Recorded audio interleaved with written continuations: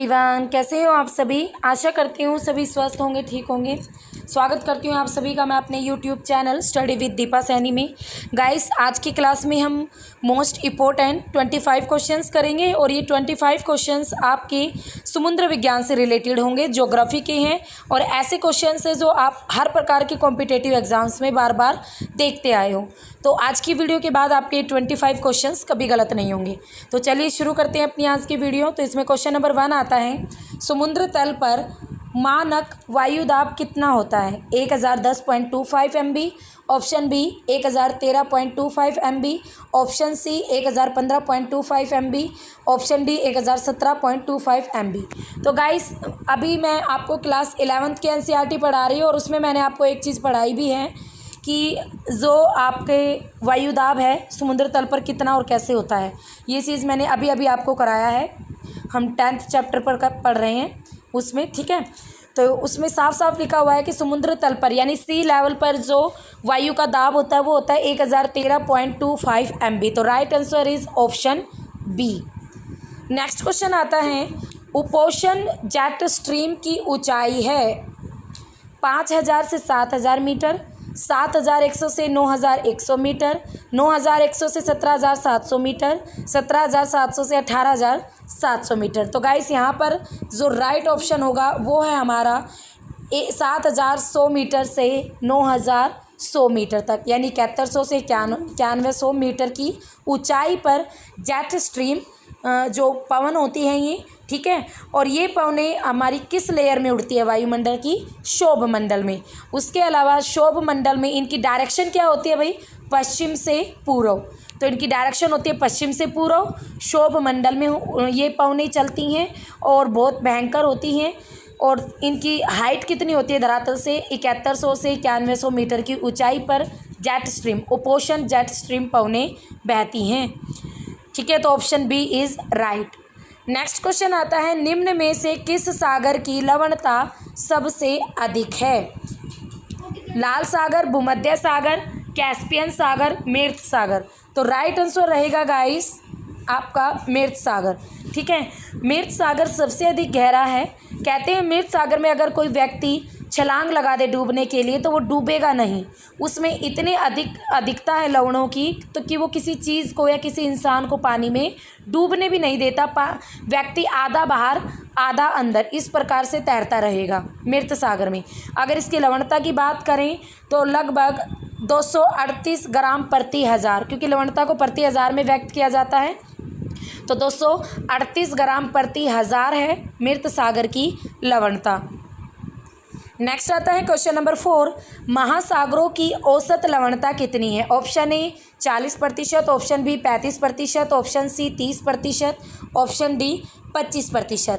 तो गाइस, जो महासागर हैं उनकी अगर एवरेज सैलिनिटी की बात करें तो वो आपकी रहने वाली है 35%। तो ऑप्शन बी इज़ राइट, 35%। और इसमें भी आप मुझे कमेंट बॉक्स पर लिखकर बताओगे कि किस महासागर की लवणता या किस महासागर में लवणता सबसे अधिक है। ऑप्शन भी दे देती हूँ मैं आपको, प्रशांत महासागर, अंध महासागर, हिंद महासागर, आर्कटिक महासागर। आपको मुझे बताना है इनमें से किस महासागर में लवणता सबसे अधिक है। नेक्स्ट क्वेश्चन आता है क्वेश्चन नंबर 5, निम्न में से किस सागर में लवणता सबसे कम है। काला सागर, लाल सागर, अरब सागर, भूमध्य सागर, ठीक है। तो किस में आपको बताना है कौन सा सागर सबसे लवणता सबसे कम है, सबसे कम लवणता किस में है। तो काला सागर की बात करें तो भाई काला सागर में भी आपकी अच्छी खासी लवणता है, लाल सागर में भी, भूमध्य सागर में भी। बट अगर हम बात करें अरब सागर की तो अरब सागर में इन तीनों सागरों की अपेक्षा लवणता कम है। तो राइट आंसर रहेगा ऑप्शन नंबर सी। बाकी आपका जो काला सागर है, लाल सागर है, भूमध्य सागर है, इन तीनों में अगर हम बात करें तो जो लवणता है 37 से 41 ग्राम प्रति हज़ार के बीच में है, ठीक है। 41 ग्राम प्रति हज़ार के बीच में है, जबकि अरब सागर में आपकी जो सैलिनिटी है वो इनकी तुलना में कम है। नेक्स्ट क्वेश्चन आता है क्वेश्चन नंबर, निम्न इनमें से कौन सी जलधारा उत्तर से दक्षिण की ओर बहती है। Vancouver, gulf stream, Kuroshio, Labrador. तो आपको बताना है कौन सी जो करंट है उत्तर से नॉर्थ से साउथ की ओर बहती है। तो ध्यान से देखिए, वैंकूवर, गल्फ स्ट्रीम, क्यूरोसियो, ये आपकी दक्षिण से उत्तर की ओर जाती है। बट अगर हम बात करें लैब्राडोर की, तो लैब्राडोर जो आपकी ग्रीनलैंड और नॉर्थ अमेरिका के बीच में से निकल कर आती है उत्तर, ऊपर से, ठीक है, ऊपर से आती है उत्तर की तरफ से और दक्षिण की तरफ बहती है, एक ठंडी जलधारा है लैब्राडोर की धारा। तो इसका राइट आंसर रहेगा ऑप्शन नंबर डी, लैब्राडोर जलधारा। नेक्स्ट क्वेश्चन आते हैं, क्वेश्चन नंबर 8, सागरीय जल में सबसे ज़्यादा मात्रा में मिलने जाने वाला तत्व है। सागर में कौन सा तत्व सबसे ज़्यादा मिलता है? Sodium, fluoride, sulphate, magnesium. तो गाइस सीधा सीधा आंसर है, हमारे जो सागरीय जल में सबसे ज़्यादा मात्रा में पाया जाता है वो है आपका सोडियम क्लोराइड। पूरा नाम क्या है? Sodium chloride. सोडियम क्लोराइड की बात करें तो समुद्री जल में 77.8% सोडियम क्लोराइड पाया जाता है। सेकंड नंबर पर आपका मैग्नीशियम क्लोराइड आता है, ठीक है। तो यहाँ पर जो राइट आंसर होगा option number A. Next question आता है, क्वेश्चन नंबर 9, निम्न में से कौन सा समुद्री धाराओं को परिवर्तित करने वाला कारक नहीं है? यानी आपकी जो समुद्री धारा है, करंट है, लहरें हैं, उनको प्रभावित नहीं करता। तट रेखा और आकृति, समुद्र में ज्वारीय लहर, थर्ड आता पवनों में मौसमी विचरण, फोर्थ आता है आपका तलीय सतलाकृति। आपको दिख नहीं रहा होगा फोर्थ, आप देख सकते हो आप, फोर्थ आता है तलीय सतलाकृति। तो गाइस देखो, हमारे जो तट होते हैं वो भी प्रभावित करते हैं, ठीक है। मान लो पानी तटों से टकरा कर वापस चला जाता है तो कहीं ना कहीं प्रभावित कर रहा है। पवने हैं, पवनों की वजह से ही तो आपकी लहरें चलती हैं, ठीक है ना। हमारी पृथ्वी के घूर्णन के कारण पवनें चलती हैं, फिर पवनों के कारण आपकी लहरें उठती हैं समुद्र में। दूसरा तलीय सतलाकृति, वो भी प्रभावित करती हैं समुद्र की। अब आता है ज्वारीय लहर। अगर ज्वारीय लहर की बात करें तो ज्वारीय लहर, ये जो समुद्री लहरें हैं इनको प्रभावित करने वाला एक फैक्टर नहीं है। ज्वारीय लहर क्या होता है, इसमें कुछ टाइम के लिए आपकी लहर नियर अबाउट 24 घंटे में एक बार समुद्र में ऊंची लहर उठेगी और फिर वो नीचे गिरती है, जिसे ज्वार भाटा कहते हैं। तो वही है ये ज्वारीय लहर, जो कि आपकी समुद्री धाराओं को परिवर्तित यानी बदलने वाला एक या प्रभावित करने वाला कोई फैक्टर नहीं है। नेक्स्ट क्वेश्चन आता है, क्वेश्चन नंबर 10, महासागरों के जल की उस परत को, जो कि आपकी गर्म परत यानी महासागरों की जो गर्म परत है और गहराई, और महासागरों के गहराई में जो ठंडी परत है उसको अलग करती है। एक सिंपल सी बात है, महासागरों के गर्म पानी और ठंडे पानी को अलग करने वाली रेखा को क्या कहते हैं? ऑप्शन देख लेते हैं, thermohaline, option B thermocline, option C pycnocline, option D isothermic. तो राइट आंसर है गाइस इसका thermocline, option B is right, thermocline. देखो थर्मो यहाँ आ भी रहा है। थर्मोकलाइन महासागरों के गर्म पानी और ठंडे पानी को अलग करने वाली लेयर को कहा जाता है थर्मोकलाइन। नेक्स्ट क्वेश्चन आता है, क्वेश्चन नंबर 11, सबसे अधिक सागरीय लवणता कितने डिग्री अक्षांश पर पाई जाती है? 10 से 20 डिग्री उत्तर, 20 से 30 डिग्री उत्तर, 30 से 40 डिग्री उत्तर, 40 से 50 डिग्री उत्तर। गाइस ये क्वेश्चन बहुत बार रिपीट होता है कॉम्पिटिटिव एग्जाम्स में। तो सबसे अधिक अगर लवणता की बात करें तो वो आपकी पाई जाती है 20 से 30 डिग्री के बीच में, 20 से 30 डिग्री। तो राइट आंसर रहेगा ऑप्शन नंबर बी, 20 से 30 डिग्री। और यहीं पर आपकी करक और मकर रेखा भी आ जाती है इस 20 से 30 डिग्री के बीच में। 23.5 डिग्री नॉर्थ कर्क रेखा, 23.5 डिग्री साउथ मकर रेखा। तो एग्जामिनर ऑप्शन में अगर आपके सामने कर्क और मकर रेखा डालता है तब आप कर्क और मकर रेखा को टिक करेंगे। ओके, नेक्स्ट क्वेश्चन आता है, क्वेश्चन नंबर 12, निम्न में से कौन सी महासागरीय धारा सबसे ठंडी है? गीनी धारा, अगुलहास धारा, फार्कलैंड धारा, ब्राज़ील धारा। तो गाइस यहाँ पर जो आपका राइट आंसर है वो है फार्कलैंड धारा। फार्कलैंड धारा आपकी दक्षिण अमेरिका, जो कि हमारा दक्षिण अमेरिका है, ठीक है, जो दक्षिण अमेरिका है इसके साउथ से बहती है, यानी दक्षिण से उत्तर की ओर बहती है, बिल्कुल दक्षिण अमेरिका के साउथ से। तो यहाँ पर साउथ की ओर ठंडा पानी है, इस ठंडे पानी को ऊपर की ओर ले जाती है। तो फार्कलैंड आपकी एक कैसी धारा है? एक ठंडी धारा है, क्योंकि ध्रुव से भूमध्य रेखा की ओर चल रही है। यहाँ पर आपकी 0 डिग्री आती है भूमध्य रेखा और नीचे आपके आते हैं पोलर एरिया। तो पोलर एरिया से आपकी इक्वेटर की ओर जा रही है, तो जो पोलर एरिया से चल रही है तो कैसी होगी? पोलर एरिया का पानी ठंडा है, तो धारा भी कैसी होगी? ठंडी। तो फार्कलैंड आपकी कैसी जल धारा है, कैसी महासागरीय करंट है? आपकी कोल्ड करंट है। नेक्स्ट क्वेश्चन आता है question number 13 on and most important question. Great barrier reef स्थित है क्वींसलैंड तट के पूर्व में, पपुआ न्यू गिनी के पूर्व में, दक्षिणी ऑस्ट्रेलियाई तट पर, न्यूजीलैंड तट के पश्चिम में। तो गाइस यहाँ पर राइट आंसर रहने वाला है हमारा क्वींसलैंड तट के पूर्व में। Option A is right. Queensland तट ये आपका ऑस्ट्रेलिया में पड़ता है। मैंने आपको ऑस्ट्रेलिया कॉन्टिनेंट अपने चैनल पर करवाया है, वहाँ पर आप जाकर देख सकते हो कि ऑस्ट्रेलिया के नॉर्थ और नॉर्थ ईस्ट का कुछ पार्ट क्वींसलैंड में आता है। ठीक है, तो क्वींसलैंड तट के पूर्व में ही ग्रेट बैरियर रीफ पाई जाती है, जो कि आपकी लगभग 1900 किलोमीटर लंबी है और संसार की सबसे लंबी बैरियर रीफ है, परवाल भीति है। नेक्स्ट क्वेश्चन आता है क्वेश्चन नंबर 14 और ये पीजीटी लेवल में बहुत पूछा जाता है ये क्वेश्चन। सारगैसो सागर कहाँ स्थित है? सारगैसो सागर एक्चुअली ये कोई सागर नहीं होता, अभी आगे पढ़ोगे आप इसके बारे में। सारगैसो सागर कहाँ पड़ता है? ऑप्शन देख लेते हैं। उत्तरी अंध महासागर, पश्चिमी अंध महासागर, पश्चिमी यूरोप के निकट, सहारा मरुस्थल के निकट।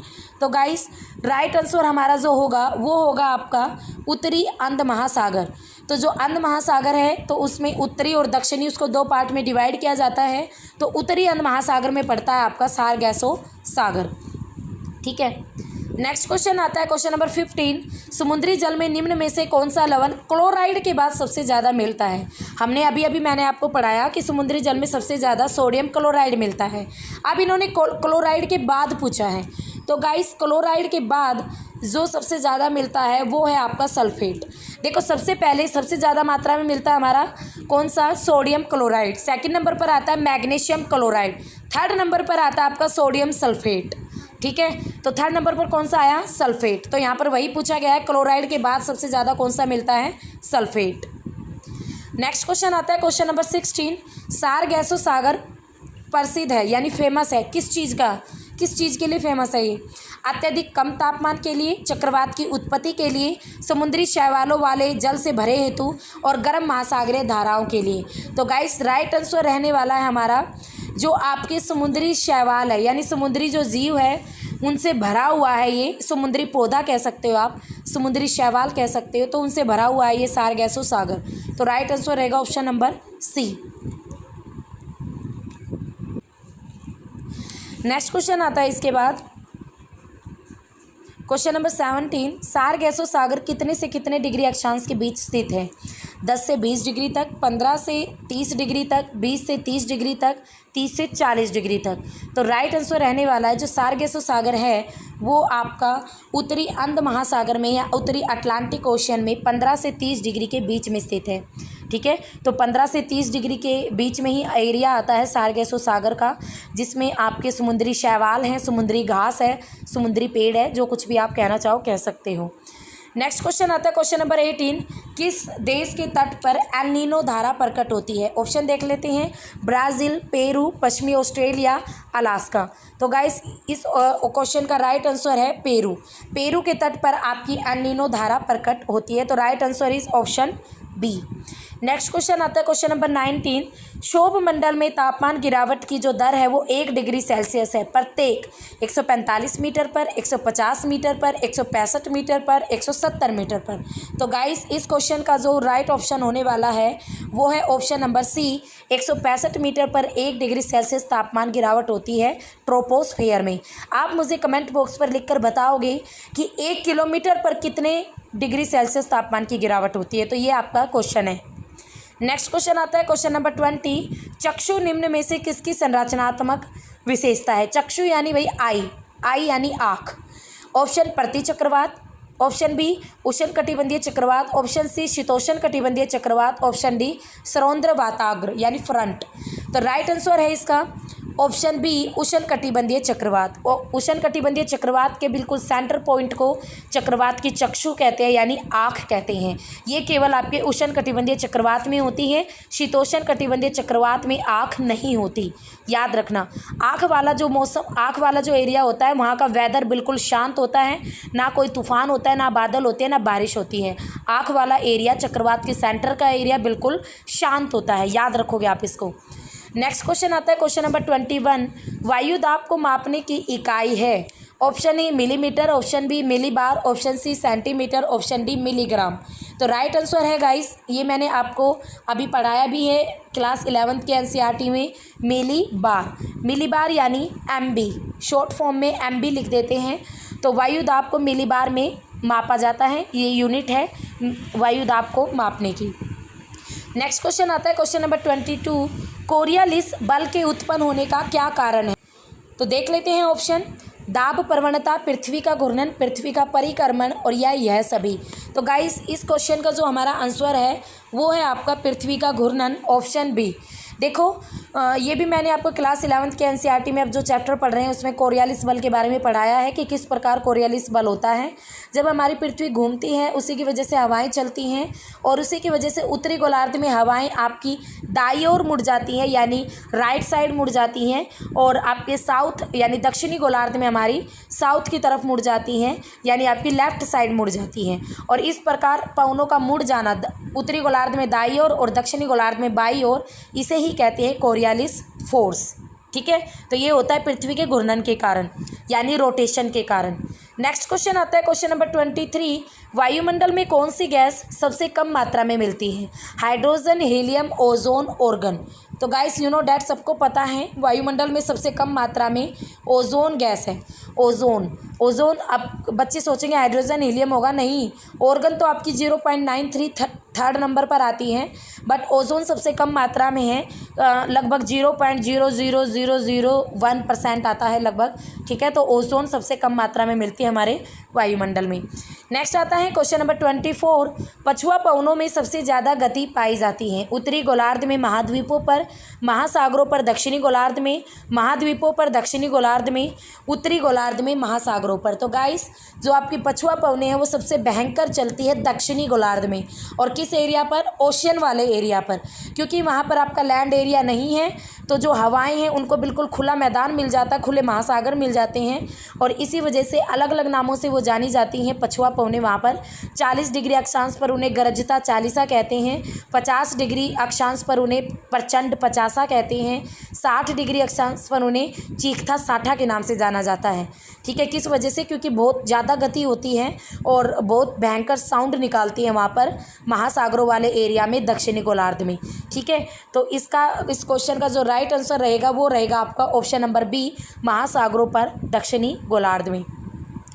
नेक्स्ट क्वेश्चन आता है क्वेश्चन नंबर 25 और आज की वीडियो का हमारा लास्ट क्वेश्चन है ये गाइस, विकिरण ऊर्जा का वह प्रतिशत जो किसी पृष्ठ से परावर्तित होता है क्या कहलाता है?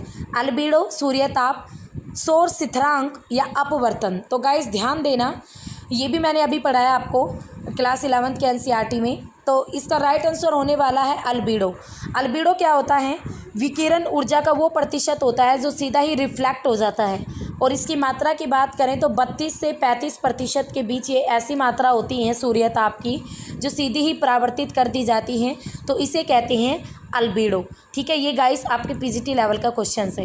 वैसे मैं आपको बता दूं ये जो हमारी वीडियो है ये टीजीटी और पीजीटी दोनों के लिए ही मोस्ट इंपॉर्टेंट है, क्योंकि आजकल जो आपके DSSB NVS जैसे एग्ज़ाम है वहाँ पर आपके थोड़े हाई लेवल के क्वेश्चंस एग्जामिनर पुट कर रहा है। तो ये वीडियो होगी ये आपके दोनों के लिए ही इंपॉर्टेंट होगी, तो थोड़ा ध्यान से पढ़िएगा। ठीक है, तो फिर मिलेंगे। अगर वीडियो अच्छी लगी तो लाइक शेयर कर देना, न्यू हो मेरे चैनल पर तो सब्सक्राइब कर लेना, बेल आइकन प्रेस कर लेना ताकि न्यू आने वाली वीडियो आपको मिल जाए।